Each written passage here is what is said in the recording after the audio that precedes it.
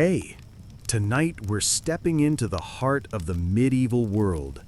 Not the fairy tale castles or shining knights of legend, but the raw, complex reality of the nobility, where power came with a price, and every choice could be your last. You might think you'd fit right in with the velvet robes and golden goblets, but trust me, this was a game of survival as brutal as any battlefield. If you're loving these dives into history, a quick like or subscribe would mean the world. It really helps keep these stories alive. I'm curious about you all out there. Where are you listening from? And what time is it?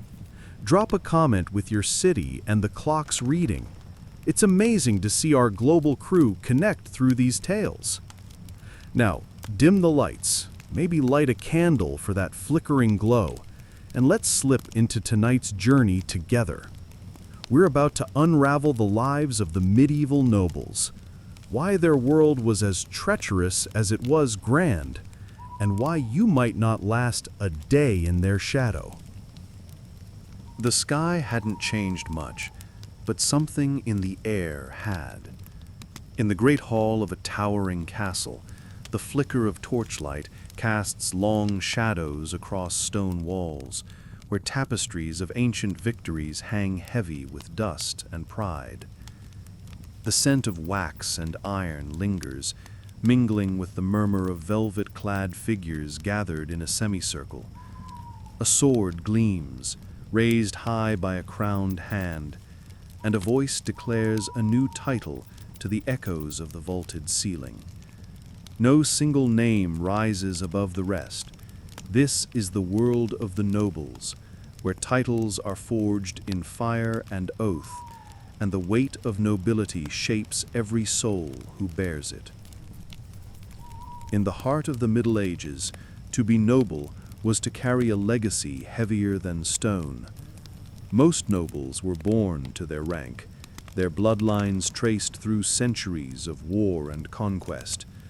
A duke's heir was destined to rule vast domains, a baron's son to guard fertile valleys. Their titles were not mere words, but sacred trusts, passed down like relics from a time when empires crumbled and new kingdoms rose. Yet not all nobles were born. Some were made. A warrior might earn a crest through valor, his blade carving a path to honor on a blood-soaked field. A courtier, sharp of tongue and sharper of mind, might win a lord's favor with whispered counsel. These newcomers were rare, their rise a ripple in the rigid order, but they proved that nobility could be seized as well as inherited. Within this exalted class, a hierarchy as unyielding as the seasons held sway. Dukes stood at the pinnacle, their lands stretching across rivers and forests, their banners flying over armies that shook the earth. Counts and viscounts followed, their fiefs smaller but no less vital, their power tied to the loyalty of those beneath them. Barons, steadfast and numerous, governed clusters of villages, their manners the heart of the feudal world. At the base were knights, men of courage but often little wealth, their titles tied to a single plot of land or none at all, their honor carried in their oaths. Each rank wore its pride like a crown, yet each knew the invisible threads that bound them to those above, a chain of fealty that could lift or strangle. What set the nobles apart from the common folk was a tapestry of privileges woven into the laws of the land. They held estates, vast tracts, where peasants sowed and reaped to fill noble coffers with grain and coin. They hunted in royal forests, chasing stags through woods where a commoner's step meant death. Their disputes were settled in private courts, where a noble's word could outweigh a peasant's life. Above all, they bore heraldic crests, lions, eagles, or crosses blazing on shields and banners, a language of power that spoke of lineage and destiny. These symbols were not mere decoration, they were a claim to eternity, a mark that endured beyond the grave. Yet nobility was no gift without cost. Every title came with an oath, sworn on bended knee before kings or greater lords. Lands were held in trust, not owned, granted in exchange for service, knights to fight, counsel to guide, or taxes to fuel the crown's ambitions. To be noble was to live under a relentless gaze, where every deed reflected on the house they served.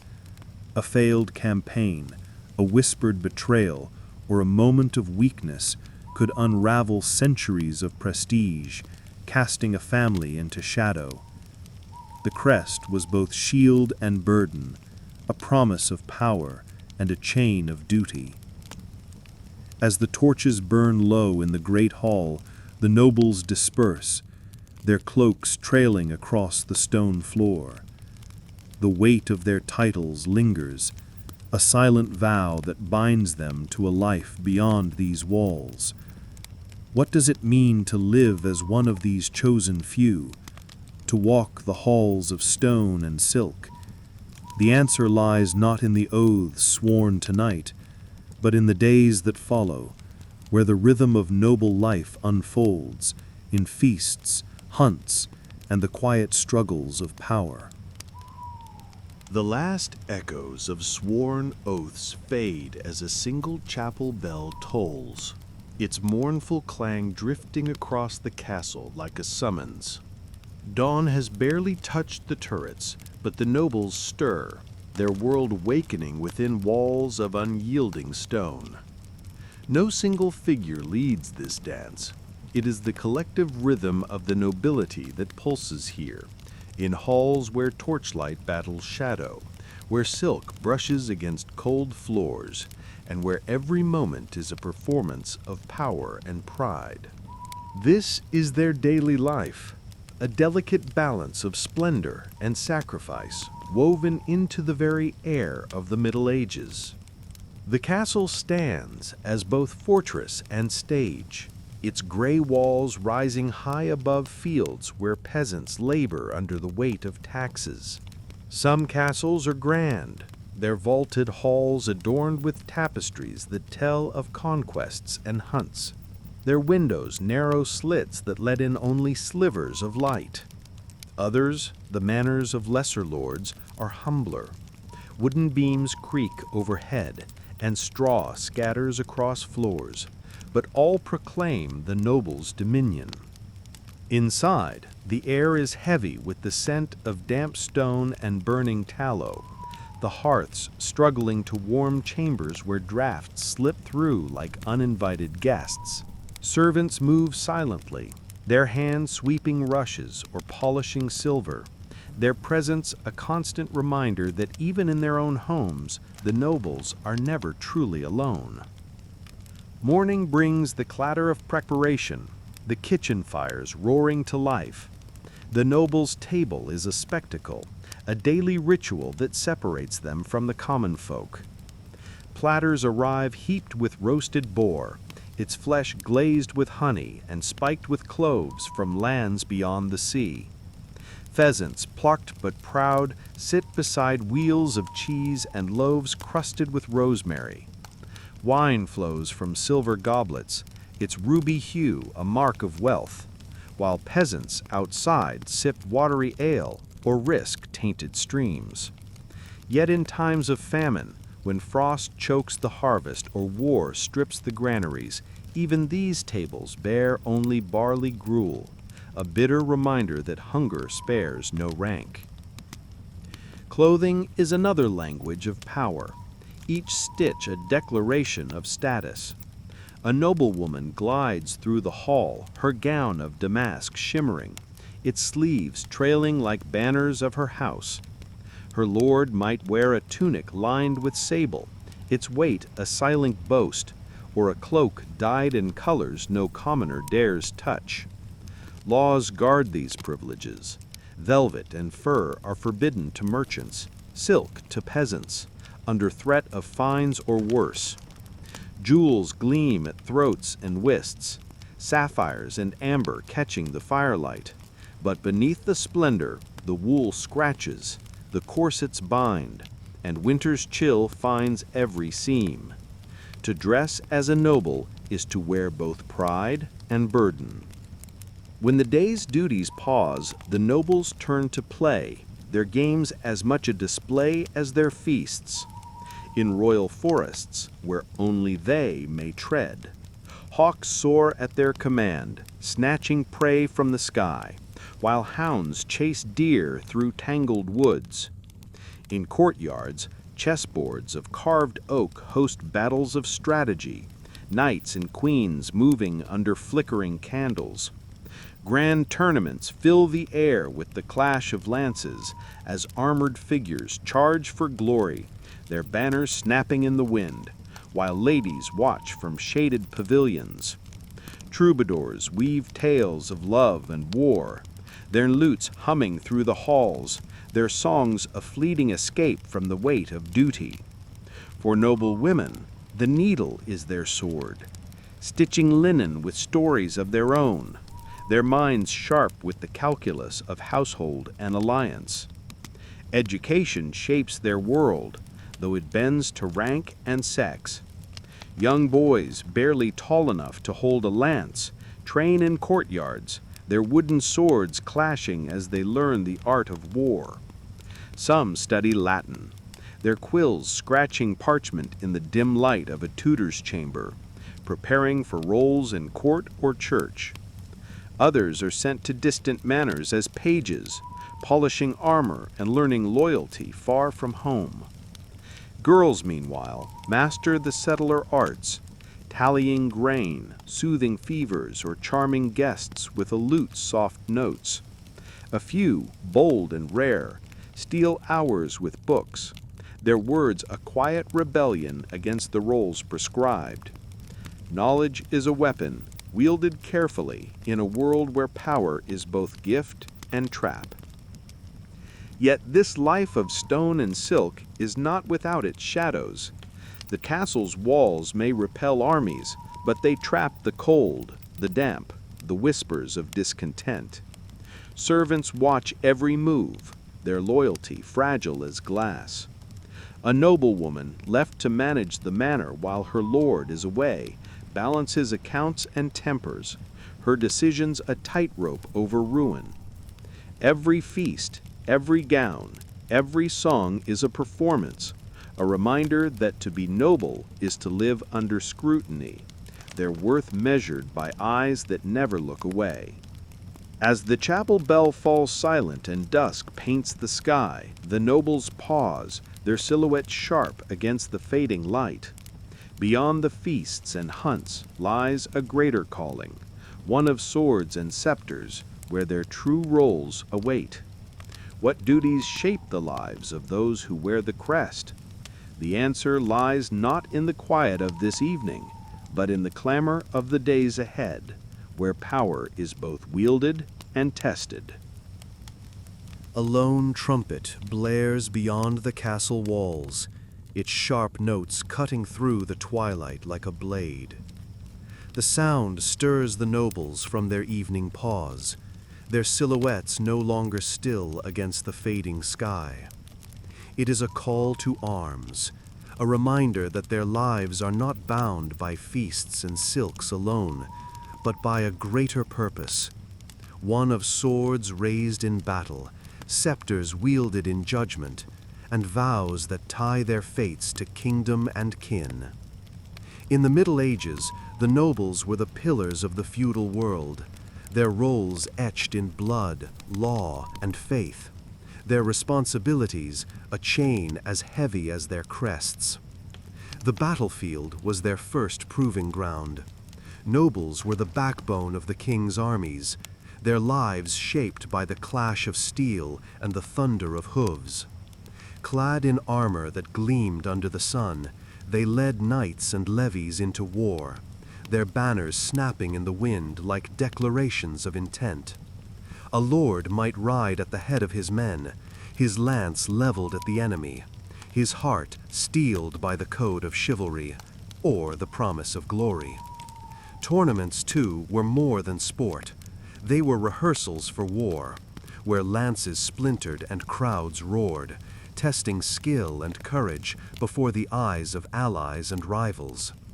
To fail on the field was to risk not just death, but disgrace, a stain that could haunt a house for generations.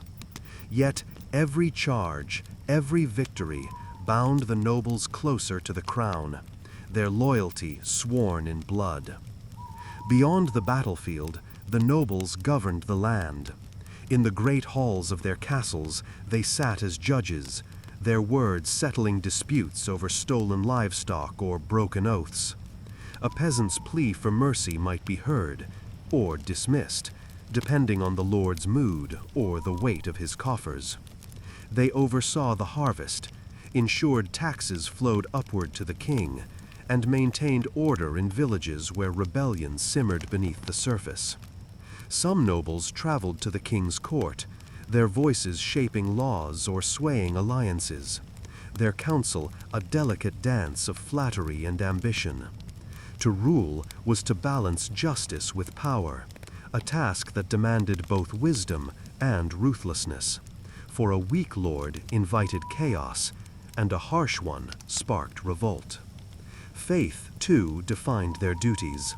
The nobles were pillars of the church, their wealth poured into stone and stained glass. They funded chapels and monasteries, their names carved into altars as a plea for salvation or a bid for prestige. A lord might kneel in prayer each dawn, his rosary beads clicking softly, yet his gold ensured the church's favor, securing a bishop's blessing or a son's place in the clergy. This alliance was not without tension. Nobles clashed with priests over land or influence, their swords sometimes sharper than their piety. Yet, in an age where the afterlife loomed large, to neglect the church was to court eternal peril, a risk few dared take.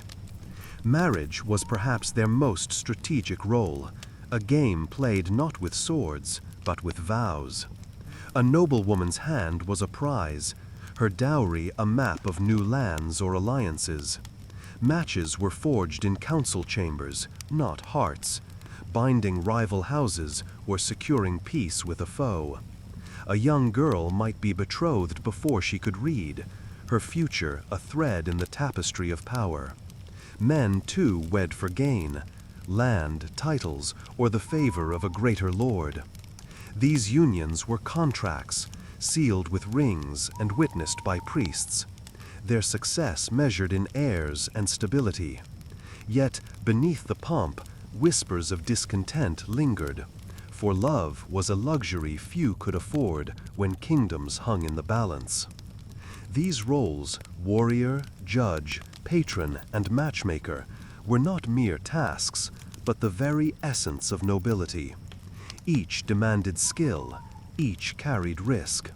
A lost battle could strip a lord of his lands, a poor judgment spark a revolt, a failed alliance doom a house. The nobles walked a narrow path, their every step watched by vassals, kings, and God himself. Their scepters, whether of wood or gold, were heavy with expectation, their swords sharp with purpose. To be noble was to serve, not just the crown, but the intricate web of fealty that held the feudal world together. As the trumpet's echo fades, a new sound rises, the clatter of armor being donned, the murmur of counsel in torchlit chambers. The nobles turn from their evening rest, their minds already on the burdens they bear. But what rewards await those who wield such power? Beyond the weight of duty lies the promise of privilege, a glittering prize that shapes their world.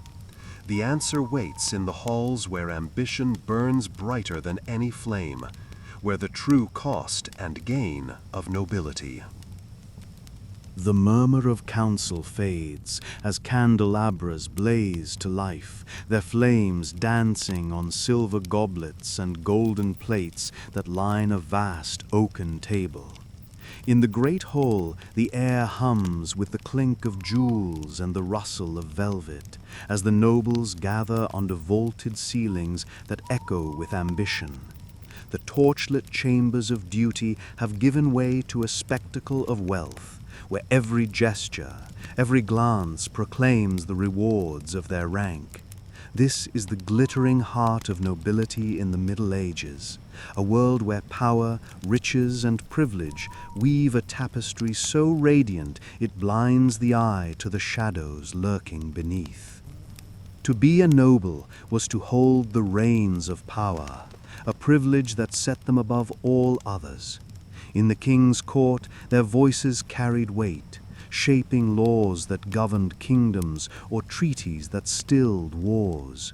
A word whispered in a monarch's ear could shift the fate of a province, elevate a rival, or doom a foe. Some nobles sat as advisors, their chairs carved with the crests of their houses, that counsel a delicate balance of loyalty and cunning. Others governed regions in the king's name, their decrees rippling through villages like stones cast into a still pond. This political might was no mere gift, it was a stage where every step was measured, every alliance a chess move in a game where kingdoms were the prize. To wield such influence was to dance on a blade's edge, where a single misstep could topple a dynasty, but success could etch a name into history. Wealth flowed to the nobles like rivers to the sea, their coffers filled by the sweat of those who worked their lands. From sprawling estates came taxes in grain, wool, and coin, harvested from fields and flocks tended by peasants bound to the soil. A lord might count his wealth in barrels of wine, bales of fleece, or the gleaming hides of hunted stags.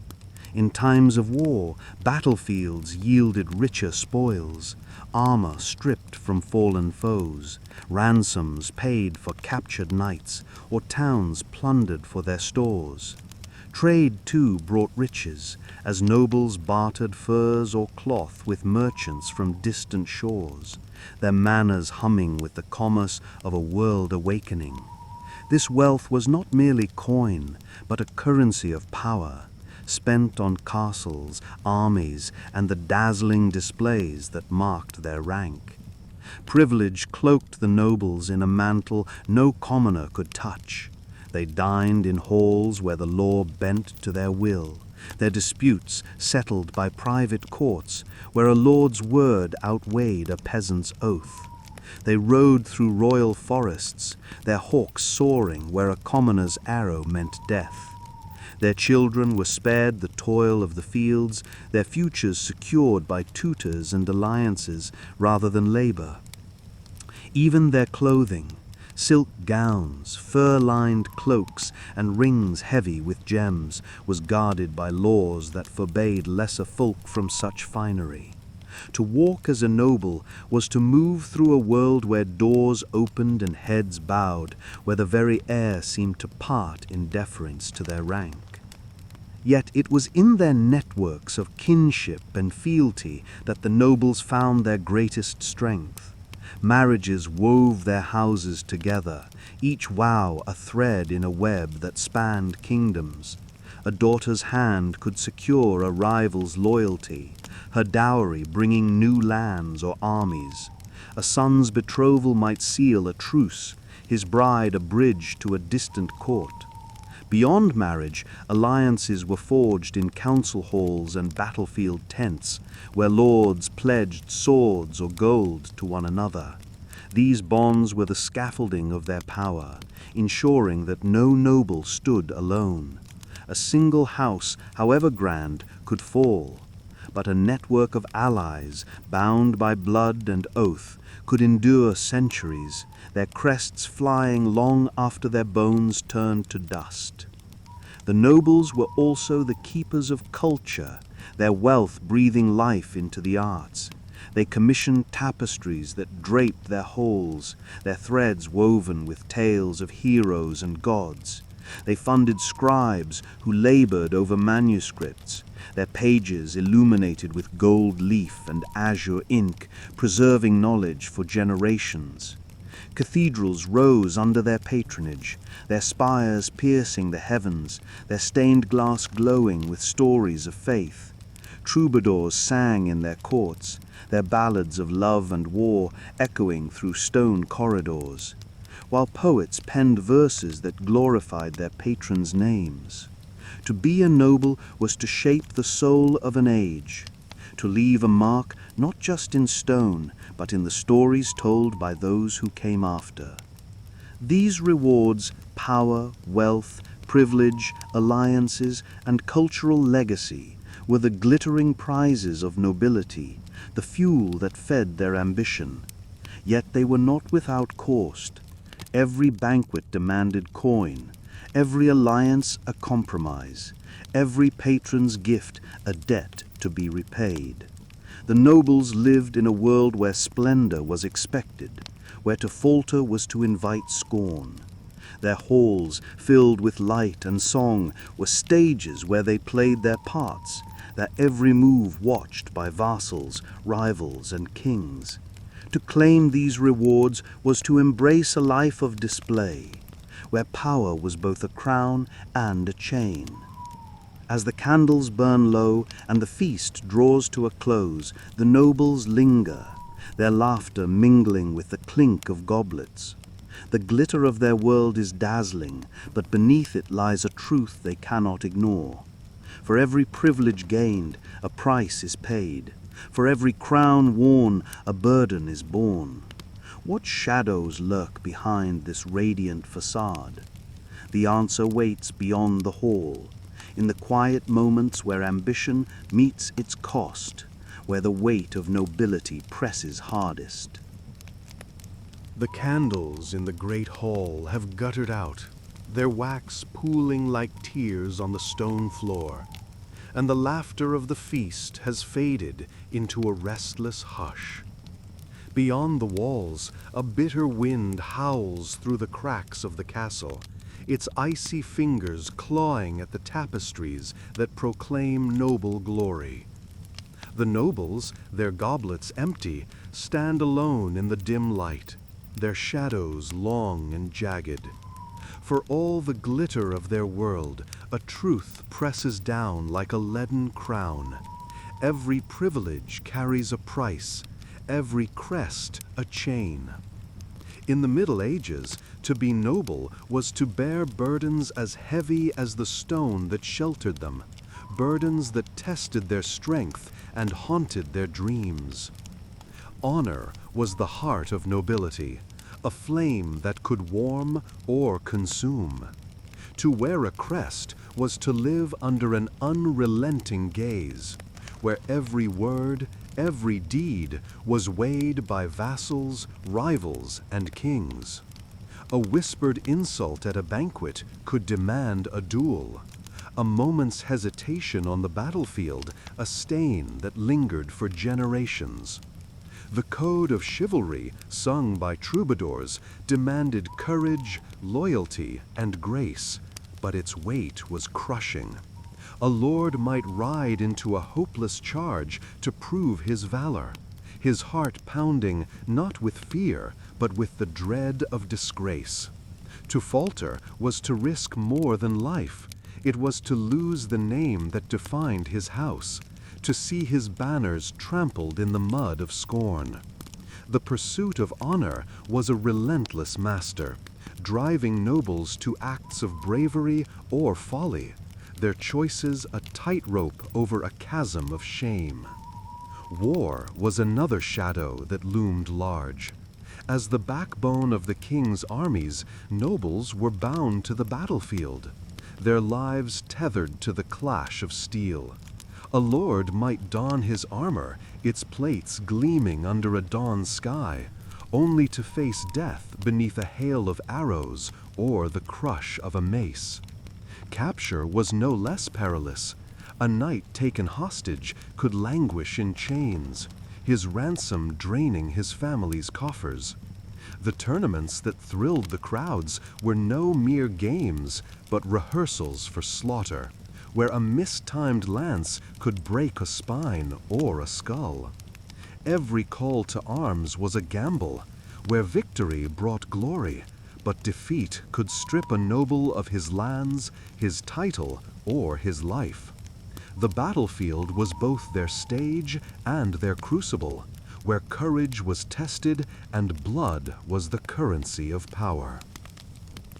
The cost of maintaining their status was a burden that gnawed at even the wealthiest houses. The feasts that dazzled guests demanded casks of wine and herds of livestock, each banquet a drain on stores that took years to fill. Armor and horses, forged and bred for war, cost fortunes that could beggar a manor. Castles, with their towering walls and endless repairs, swallowed coin like a ravenous beast. To appear less than magnificent was to invite whispers of weakness, so nobles borrowed from merchants or taxed their peasants until the fields groaned. Many a lord lay awake, his mind tallying debts that outpaced his harvests, his pride a cage that trapped him in splendor he could ill afford. The glitter of their lives was a facade, polished to hide the cracks of financial ruin. Dependence on the king was a chain that bound even the mightiest nobles. Their lands, their titles, their very existence rested on royal favor, a gift that could be revoked with a single decree. A lord might kneel in fealty, his oath a vow of loyalty, but a king's displeasure could strip him of everything, his estate seized, his family cast out. To navigate the court was to walk a labyrinth of intrigue, where a rival's whisper or a monarch's whim could spell ruin. Nobles were chuhol, their power a loan from the crown, their freedom a mirage. To defy the king was to court treason, a path that led to the scaffold or exile. Yet to obey was to surrender autonomy, a bitter pill for those who wore the crest of command. Within their own walls, the nobles faced the turmoil of family. The system of primogeniture, where the eldest son inherited all, left younger siblings with little but resentment, or a path to the church.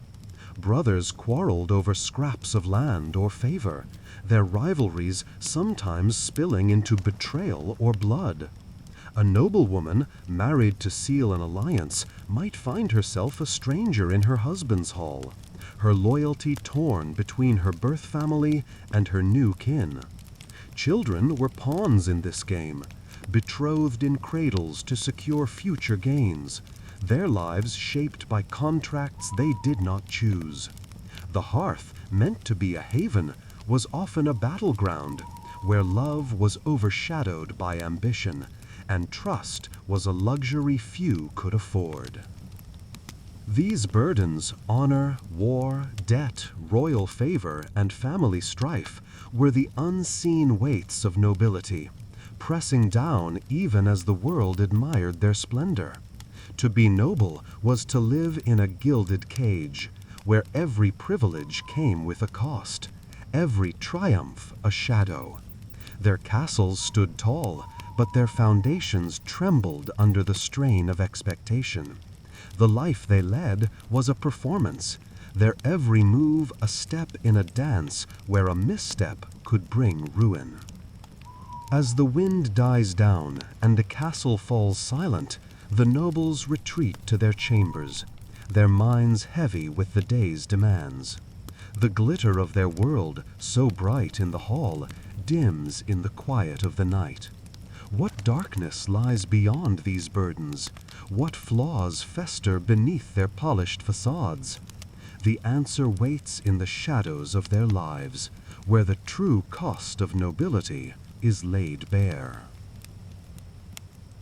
The wind has stilled, and the castle lies cloaked in silence, its stone walls swallowing the last whispers of the day. A sliver of moonlight slips through a narrow window, casting a pale glow across a corridor where tapestries hang heavy with tales of glory. Yet in this fleeting light, the threads seem frayed, the heroes' faces twisted, as if guarding secrets too dark for the songs of troubadours. The nobles, retreating to their chambers, carry more than the weight of their crests. They bear the flaws of their world, the shadows that fester beneath the polished veneer of power. In the Middle Ages, the nobility's splendor was a mask, hiding a reality of exploitation, betrayal, and silent despair that stained their legacy. At the heart of their wealth lay the toil of those they ruled. The nobles' estates thrived on the sweat of peasants, bound to the land like roots to soil. Taxes were levied without mercy, grain from meager harvests, wool from half-starved flocks, or coin scraped from lives already worn thin. A lord might ride past fields where families labored, their backs bent under the sun, and see only the yield that filled his coffers. When famine struck and bellies swelled with hunger, the nobles' granaries remained locked, their feasts uninterrupted. Such greed sparked resentment, smoldering in village hearths, sometimes flaring into revolt. The Jacquerie of 1358, a cry of rage from French peasants, saw manors burned and lords hunted, a stark reminder that the nobles' power rested on the fragile obedience of those they oppressed. Within their own ranks, the nobles waged wars of a different kind. Rival houses clashed over land or titles, their feuds as bitter as winter frost. A baron might covet his neighbor's fields, his knights raiding under cover of night, leaving villages in flames. Brothers, too, turned swords against each other, their bonds shattered by the promise of inheritance. The system of primogeniture, granting all to the eldest son, left younger siblings with scraps, landless knights or reluctant priests, their envy a spark that could ignite betrayal. A whispered plot in a shadowed hall, a dagger slipped between ribs, or a poisoned chalice at a feast could end a line, the crest of a house buried with its last heir. These conflicts were not mere disputes, but fractures in the noble world, where loyalty was a currency spent sparingly.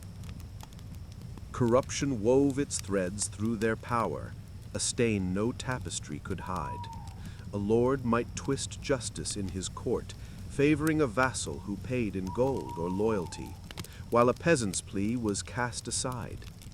Land was seized under false claims, rivals framed for crimes they did not commit. Some nobles turned to banditry, their men plundering trade routes or extorting merchants, their crests a mockery of honor. Others hoarded taxes meant for the king, their coffers swelling while the crown's armies starved. This greed was a gamble.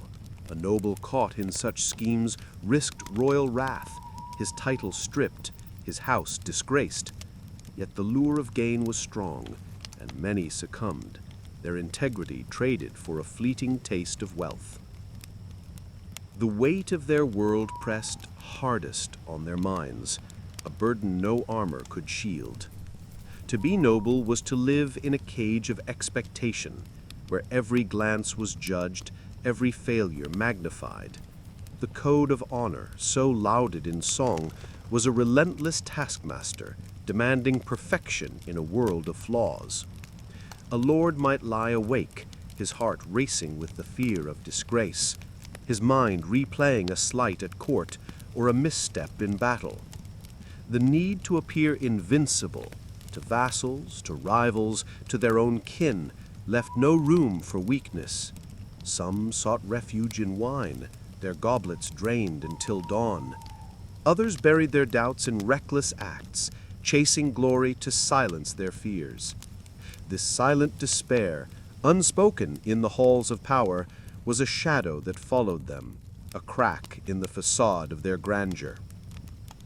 Freedom, too, was a stranger to the nobles, their lives bound by chains unseen. Marriages were contracts, not choices, their vows forged to secure alliances rather than hearts. A young woman might be sent to a distant manor, her life reshaped by a stranger's crest, her dreams a whisper no one heeded. Men, too, wed for land or favor, their desires sacrificed to duty. Every decision, from war to worship, was scrutinized by king, church, and kin, leaving little space for self.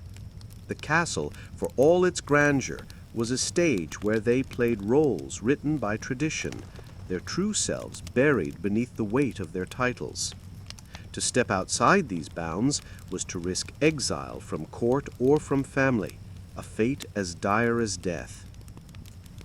These shadows, exploitation, betrayal, corruption, despair, and captivity, were the hidden truths of nobility, the flaws that festered beneath their polished lives.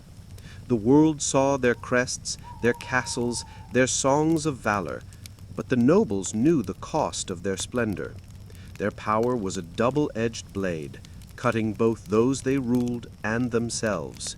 The light of their world, so bright in the eyes of others, was dimmed by the darkness they carried within. As the moonlight fades and the castle sinks into shadow, a new sound stirs, the scratch of quills in council chambers, the murmur of oaths sworn in secret. The nobles live by rules unspoken, codes that bind their actions and shape their world. What are these silent laws that govern their lives, and how do they navigate their treacherous paths? The answer lies not in the shadows of this night, but in the intricate dance of honor and power that define their existence. The moonlight has vanished, leaving the castle draped in a darkness pierced only by the faint scratch of quills and the hushed murmur of oaths sworn in secret chambers. In the quiet, where shadows cling to stone, the nobles gather, their voices low, their words heavy with meaning. These are not the laws carved in parchment or proclaimed in courts, but the unspoken codes that bind their world, rules woven into the very fabric of their crests. In the Middle Ages, the nobility lived by a silent dance of honor, loyalty, and ambition, their every step guided by traditions as unyielding as iron, yet as treacherous as a winter stream. These were the laws that shaped their lives, the invisible chains that both elevated and ensnared them. At the heart of their world was the code of chivalry, a creed sung in ballads but lived in blood. It demanded that a noble be brave, loyal, and courteous, a knight who defended the weak, honored his lord, and wielded his sword with grace. In the clash of tournaments, where lances splintered and crowds roared, this code was a beacon, guiding knights to glory under the eyes of their peers. Yet chivalry was a double-edged blade. A lord might charge into battle to uphold his honor, his heart pounding with the fear of shame, only to find that the code served his ambitions as often as it bound them. Some used its ideals as a mask, cloaking raids or vendettas in the guise of justice, their crests gleaming while villages burned. The code was a paradox, a vow of virtue that could justify vice. Its tenets chanted in halls, but bent in the shadows where power whispered louder than honor. Inheritance was another silent law, a rule that carved the future of noble houses with unyielding precision. The system of primogeniture decreed that the eldest son would inherit the title, the lands, the weight of the family crest, leaving younger siblings to carve their own paths or linger in resentment. This tradition was a safeguard, ensuring that estates remained whole, their wealth and power undiluted by division. Yet it was a crucible of conflict. A second son, trained for war but granted no land, might ride as a landless knight, his sword his only legacy, or seek refuge in the church, his prayers laced with envy. Daughters, too, were bound by this code, their futures tied to the eldest brother's gain, their own worth measured in dowries or alliances. The rule of inheritance was a cornerstone of stability, but it sowed seeds of discord, breeding rivalries that could split houses as surely as a blade splits flesh. Marriage, too, was governed by unspoken rules, its vows less about love than about power. A noble woman's hand was a key to new lands, her dowry a map of alliances that could bind warring houses or secure a fragile peace. Betrothals were forged in council chambers, not hearts, often sealed when the bride was still a child, her fate written in ink before she could hold a quill. A lord might wed to gain a rival's loyalty, his bride a stranger bearing a foreign crest, her presence a bridge to new wealth or armies. These unions were spectacles, their ceremonies draped in silk and gold, yet beneath the pomp lay calculations, acres counted, titles weighed, heirs planned. To marry was to play a game where love was a shadow, and the stakes were kingdoms. The silent law of strategic marriage demanded sacrifice, binding nobles to futures they did not choose, their personal desires buried beneath their lineage. The need to display power was another code, as vital as any oath. A noble's wealth was not merely to be held, but to be seen, its splendor a shield against whispers of weakness. Castles rose higher, their turrets piercing the sky, each stone a testament to dominance.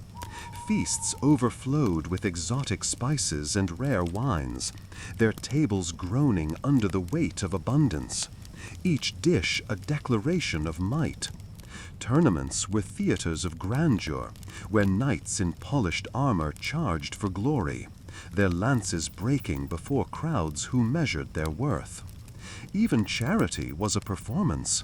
Alms given to the poor or monasteries funded with gold were less acts of kindness than displays of divine favor, ensuring the noble's name echoed in prayers and stone. To falter in this display was to invite scorn, to risk being seen as less than noble, a fate as dire as any defeat in battle. Loyalty was the final, most fragile law, a thread that could tie or strangle. Nobles swore fealty to their king or greater lord, their knees bent in solemn vows that promised swords, counsel, or coin. This bond was the foundation of the feudal world, a chain that linked castle to crown. Yet loyalty was a fickle flame, easily snuffed by ambition. A lord might weigh his oath against the promise of greater lands, his heart torn between duty and desire. Betrayal was not rare. A whispered pact in a darkened hall could shift allegiances. A secret letter could bring a rival's downfall. The Wars of the Roses, where noble houses tore England apart, were a testament to this truth, their banners stained with the blood of broken vows. To be loyal was to stand firm. To betray was to gamble everything, a choice that could raise a house to glory or cast it into ruin. These unspoken laws, chivalry, inheritance, marriage, display, and loyalty, were the invisible scaffolding of the noble world, shaping their actions as surely as stone shaped their castles. Each rule was a vow, each vow a chain, binding them to a life where every choice carried the weight of their crest. To live by these codes was to navigate a labyrinth, where honor could lead to glory or betrayal, where power was both a crown and a cage. The nobles moved through this maze with practiced grace, their steps measured, their eyes wary, knowing that a single misstep could unravel centuries of prestige. As the quills fall silent and the oaths dissolve into the night, the nobles stand at a crossroads, their world governed by these silent laws. But what of the unseen corners of their lives, the quiet struggles and forgotten voices that linger beyond the crests? The answer lies not in the halls of power, but in the margins of their existence, where the untold stories of their world wait to be uncovered.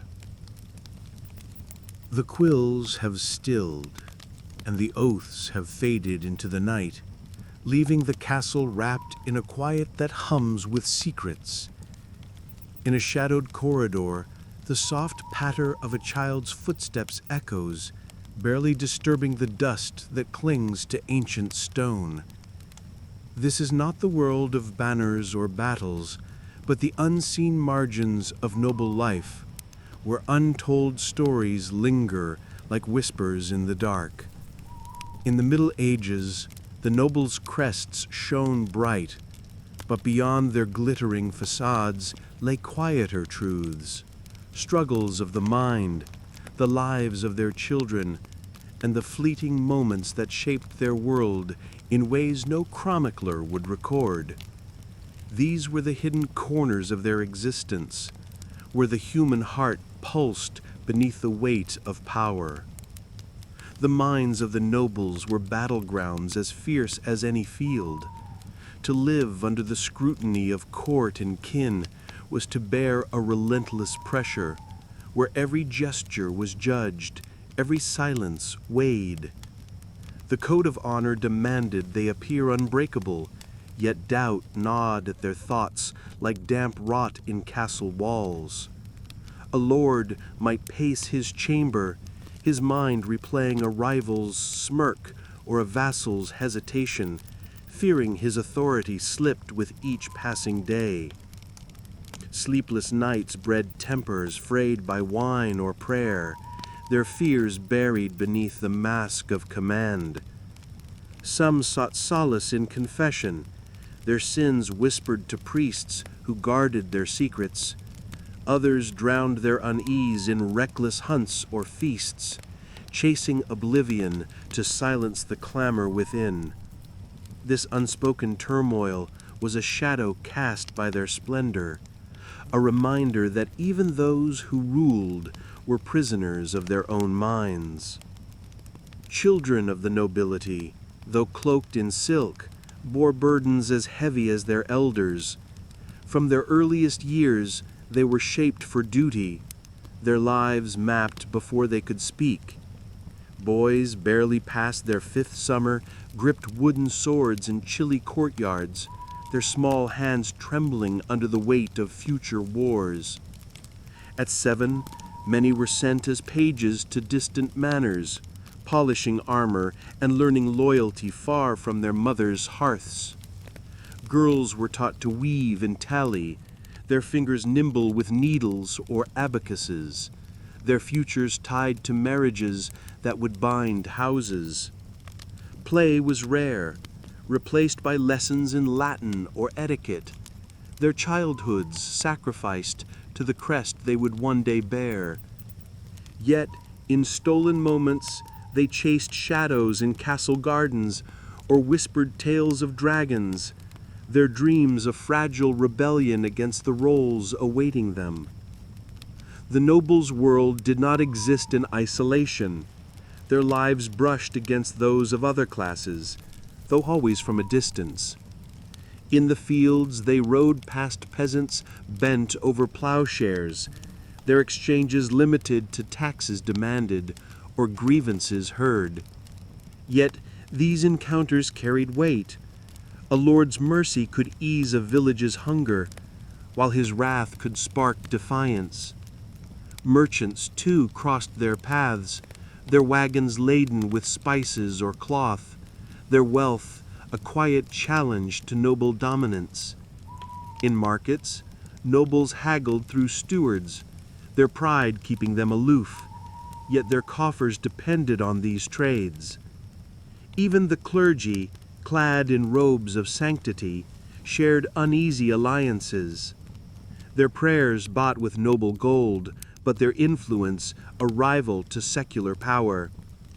These interactions, though fleeting, wove the nobles into the broader tapestry of their age, their supremacy both asserted and contested in every glance. Technology, though crude by modern measure, shaped their world in subtle ways. The stirrup, a simple curve of iron, steadied knights in battle, turning cavalry into thunder on the field. Castles grew stronger with concentric walls and drawbridges, their stones a bulwark against siege. Watermills ground grain with relentless rhythm, easing the labor that fed noble tables. Yet these advances came slowly, their benefits weighed against tradition's heavy hand. A lord might marvel at a new crossbow's range, yet cling to the sword his father bore, its blade a link to lineage. Technology was a tool, not a master, its progress a whisper in a world where honor spoke louder than steel. Disease was a specter that haunted all, noble and peasant alike. The Black Death, sweeping through in waves, spared no rank, its shadow darkening castle halls as surely as village hovels. A noble might pray in a private chapel, their rosary beads worn smooth, yet find their household ravaged, their heirs lost to fever. Leprosy too cast its curse, forcing some to shun kin or vassals, their isolation a fate worse than death. Physicians, armed with herbs and leeches, offered little but hope, their cures often as deadly as the plague. In face of such horrors, the nobles' wealth bought only time, not salvation. Their mortality a truth no crest could shield. The church was both anchor and chain, its influence woven into every facet of noble life. Beyond funding cathedrals, nobles sought divine favor through pilgrimages, their journeys to shrines a blend of faith and display. Indulgences, purchased with gold, promised absolution, easing fears of eternal fire. Yet the church's power was a double-edged sword. A bishop's rebuke could shame a lord, while a monk's sermon might stir peasants to question their masters. The nobles navigated this tension with care, their piety a performance as much as a belief, their souls bartered in a world where God and king held equal sway. Art and beauty, too, found a place beyond the crest. Nobles commissioned manuscripts, their pages glowing with illuminated saints, their words a bridge to eternity. Tapestries warmed their walls, their threads telling tales of love or war, each stitch a testament to wealth. Music filled their halls, the lutes of troubadours weaving dreams that softened the edges of duty. Yet art was not mere decoration, it was a claim to immortality, a way to outlast the stone that crumbled. The nobles' patronage shaped an age, their legacy etched in colors that defied the dark. Love, though rarely sung in chronicles, flickered in the margins. Marriages were contracts, yet some nobles found warmth in their arranged unions, their bonds forged in shared burdens. Others stole moments of passion, their hearts drawn to forbidden loves, a knight's glance at a lady, a whispered vow in a garden. Such desires were perilous, risking scandal or worse, yet they burned all the brighter for it. Love was a quiet rebellion, a human thread in a world of crests and crowns, its fleeting light a reminder of what lay beyond duty. These hidden corners, minds, children, encounters, tools, plagues, faith, art, and love, were the untold stories of the nobles, the truths that lingered beyond their crests. Their world was not just one of power, but of fragile humanity, shaped by forces they could neither escape nor completely command. As the child's footsteps fade, the castle holds its breath, its walls guarding secrets that time would soon unravel. In the quiet, a new shadow falls, an old manor, its stones crumbling under the weight of years. What forces brought the nobles to their knees, and how did their world begin to fade? The answer lies not in their halls, but in the tides of change that swept their crests away. A single stone tumbles from a crumbling manor wall, its dull thud swallowed by the dusk that cloaks the once proud castle. Vines creep over turrets where banners once flew, their threads frayed by wind and time. The air is heavy with the scent of moss and decay, a quiet requiem for the nobles who ruled these halls. In the Middle Ages, their crests burned bright, symbols of unyielding power, but now they flicker, dimmed by forces that swept through their world like a relentless tide. The nobility, once the pillars of the feudal order, felt the ground shift beneath them, their dominance eroded by wealth, war, and whispers of change. This was the twilight of their age, where the weight of years brought even the mightiest to their knees. The rise of the merchant class was a shadow that grew long across noble lands. In bustling towns, traders amassed fortunes in gold, their ships laden with silk, spices, and secrets from distant shores. Unlike the nobles, bound to fields and fealty, these men of commerce moved freely, their wealth a currency that bought influence where swords once sufficed.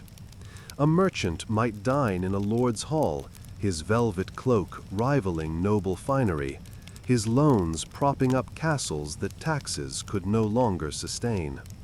Some nobles scorned these upstarts, their pride a shield against change, but others married their daughters to merchant sons, trading crests for coin.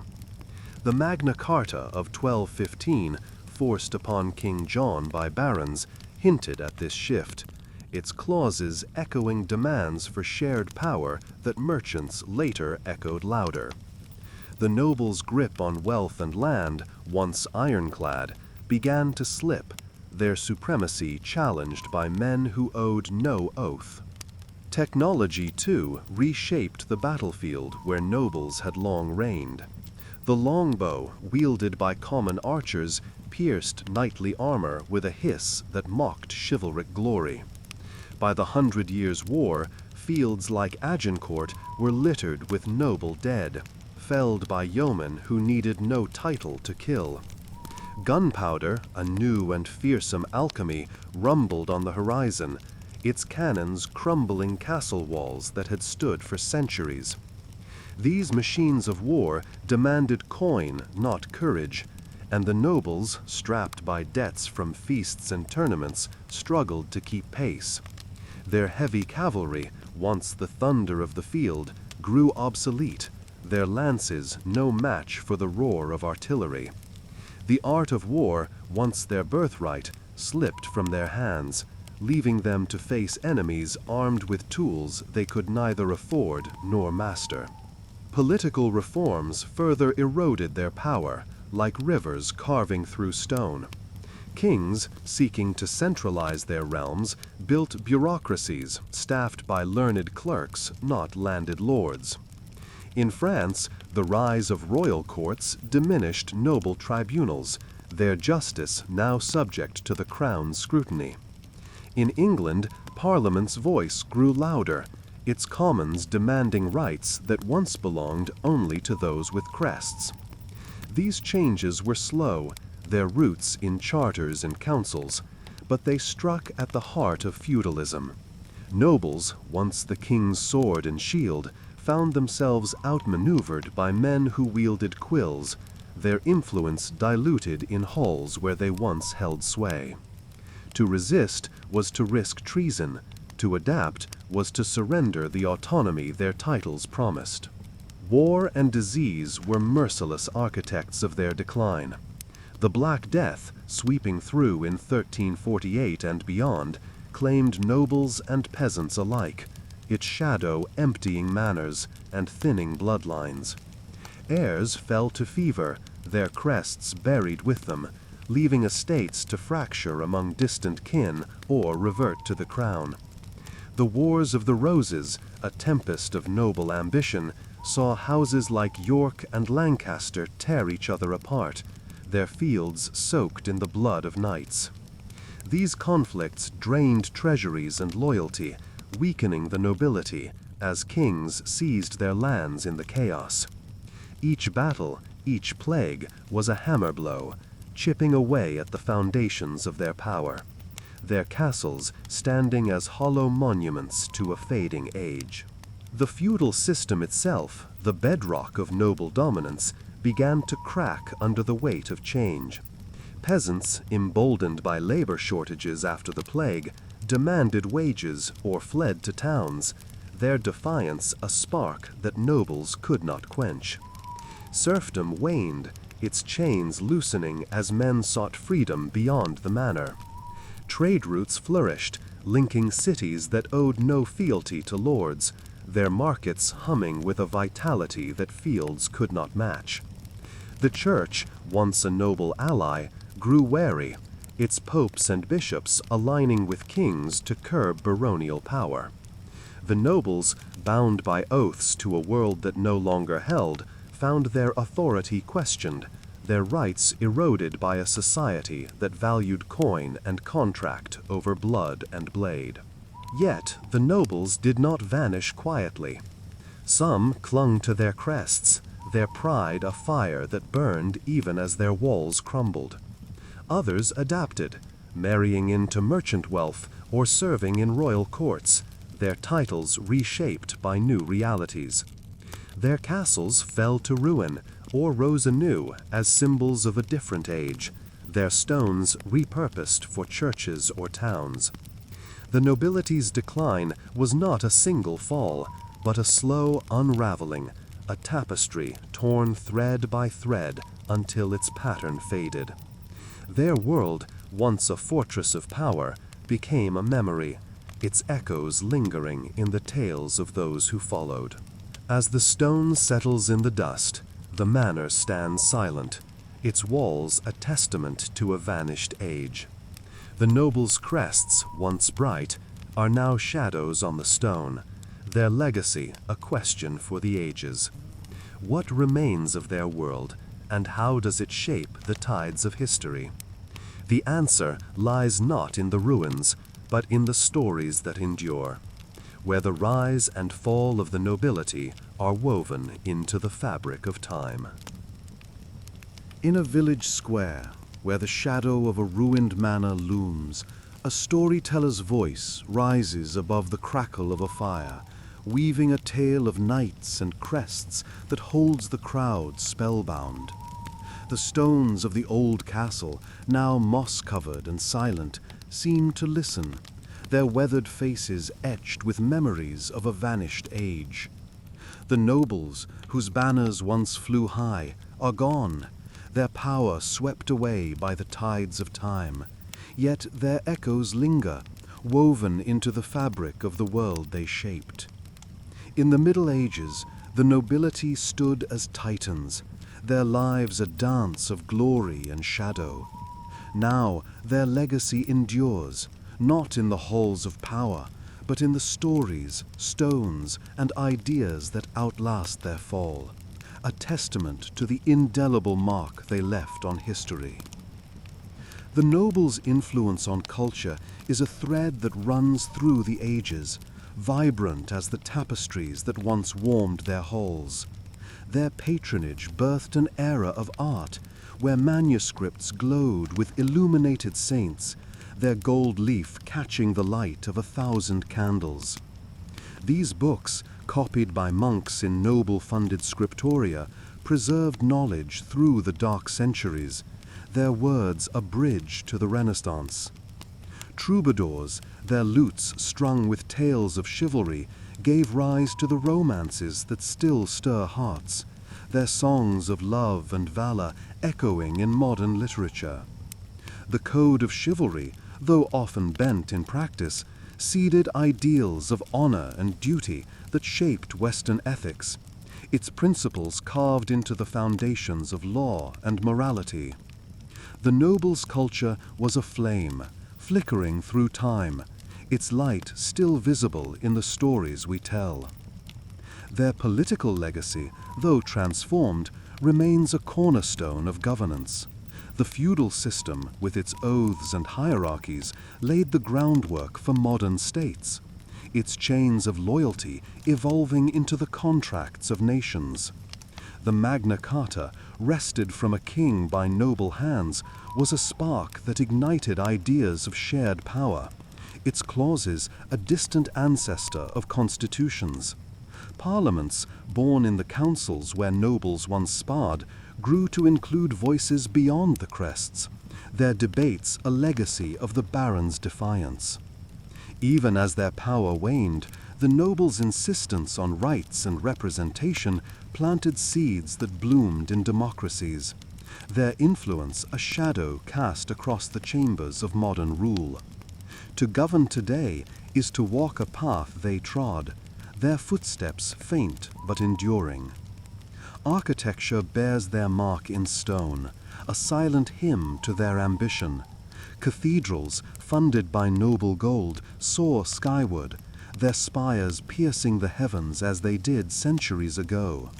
Notre Dame, Chartres, and Canterbury stand as monuments, their stained glass glowing with tales of faith and power, their arches a testament to the nobles' devotion and wealth. Castles, though many lie in ruin, still guard the landscape, their walls whispering of sieges and feasts. Some, like Windsor, endure as royal seats, their stones repurposed for new eras. Others, crumbling into earth, are reclaimed by villages, their blocks shaping homes or churches. The nobles' buildings were more than shelters, they were declarations, their grandeur a legacy that shapes skylines and inspires awe even now. Their ideas, too, ripple through time, subtle but profound. The notion of nobility as a quality, not just a birthright, was a gift from their world, its roots in the chivalric ideal that a man could rise by merit. This spark, fanned by the Renaissance, fueled revolutions that toppled crowns, its embers glowing in the belief that honor transcends blood. The nobles' obsession with lineage, though rigid, birthed heraldry, a language of symbols that lives in flags and emblems, its lions and eagles still roaring on modern crests. Their faith, poured into monasteries and crusades, shaped the church's role in Western thought, its influence a tide that ebbs but never vanishes. These ideas, once bound to their castles, now float free, their essence woven into the philosophies that guide us. As the medieval world faded, the nobles did not vanish, but transformed. Some clung to their titles, their estates dwindling as trade and towns outgrew their fields. Others merged with the rising merchant class, their crests blending with coin, their bloodlines enriched by new wealth. Many found roles in royal courts, their swords traded for scepters as advisors or diplomats, their power reshaped by the centralizing crowns. The early modern era saw their titles endure, but their dominance waned, their feudal roots severed by the rise of nations and the clamor of common voices. Yet their legacy was not erased. It adapted, its threads rewoven into the fabric of a changing world, their names etched in histories and genealogies. This legacy is not without shadow. The nobles' wealth was built on the toil of peasants, their power sustained by chains that bound the landless. Their wars soaked fields in blood, their feuds tore kingdoms apart, and their greed often outstripped their honor. The Black Death, the Wars of the Roses, and the revolts of the oppressed were scars they left, reminders of a world where glory came at a cost. Yet even these shadows shaped history, their lessons of balance and justice a warning to those who wield power. The noble story is one of light and dark, their rise and fall a mirror held to humanity's ambitions and flaws. As the storyteller's voice fades, the village fire dies to embers, and the manor's ruins stand silent under a starlit sky. The nobles are gone, their crests faded, their castles dust. Yet their echoes remain, in the arches of cathedrals, the words of poets, the ideals of honor, and the stones that still stand. Their world was a tapestry, woven with threads of splendor and sorrow, its pattern enduring in the tides of time. What they built, what they broke, and what they dreamed lives on, a legacy that whispers to us still, asking what we too will leave behind.